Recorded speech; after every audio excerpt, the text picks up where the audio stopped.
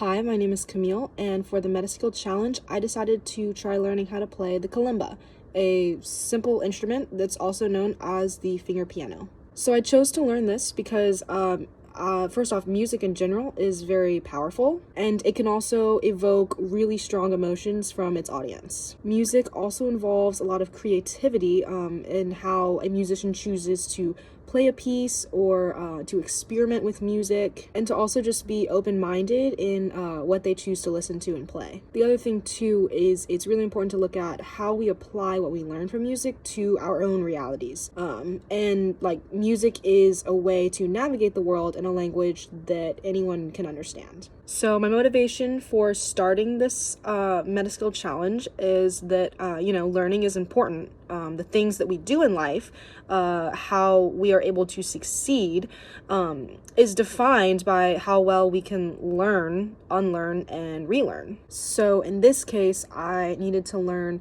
how to hold the kalimba the right way, which keys were which on the kalimba, how to properly strike a key on the kalimba, and I needed to learn how to make sure that certain notes on the kalimba didn't bleed into others when I was playing a song. So my motivation for sticking with this challenge, I realized that my initial idea, learning how to play the kalimba, was pretty vague. Leaving it vague, however, opened up a series of possibilities on how I could demonstrate the skill. And I realized that plucking a few chords on the kalimba was a demonstration that could be enhanced or extended by utilizing multiple musical parts on the kalimba to form a song. This would enable me to be more fully engaged with the instrument and gain a better understanding of music in general, because I had to be thinking about how different musical parts worked together. So to start, I had to think about how I was going to incorporate the 80-20 rule into learning how to play the kalimba. How was I going to put in an efficient amount of effort to yield maximum results? Well, the kalimba that I have has 17 keys that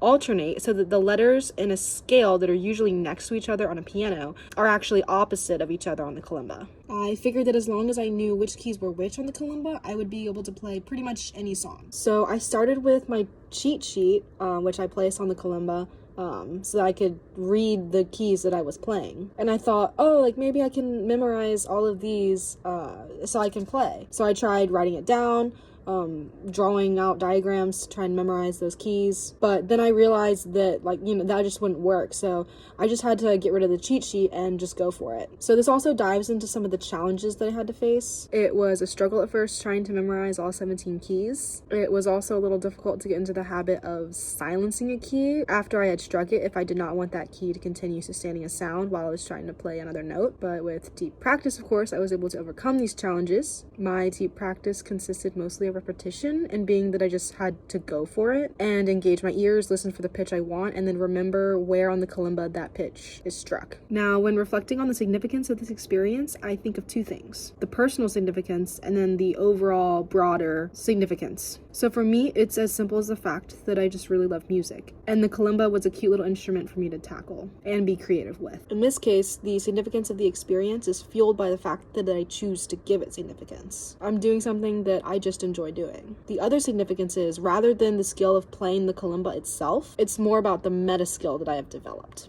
So the permanent skill that I have developed through this experience and that will stick with me when I go to learn other skills in life. And that meta skill would be creativity, and how I've expanded on my ability to think creatively, looking at how I can take parts of a song and rework them so that they fit on an instrument like the kalimba, and then also how I have personally chosen to arrange the parts of a song to convey the parts that I want to have conveyed. Everything about this experience involved having to learn a more basic skill and then exploring the challenges of having to expand on that skill by looking at creative ways to express it. So without further ado, here is my MetaSkill demonstration.